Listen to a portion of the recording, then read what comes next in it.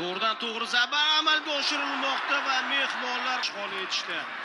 Bu o'rnidan to'p uzatilyapti. Shomurodov emas. Zarba bera olmay qoldi. Hujum davom etadi. Yaxshi nihoyat maqsadiga yetishdi Jasurbek.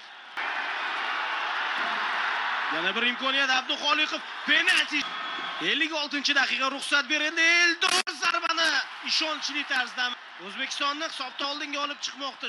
Hamda 25-raqamda Hojimat Erkinov va Abbosbek gol! Terma jamoadagi ilk golini Hamrobekovning to'p uzatishi 1-1 chiqarib yuboryaptimi?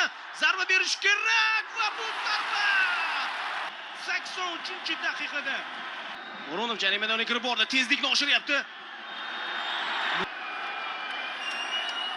Ostonning zarbasi chalg'ita oldi, alday oldi.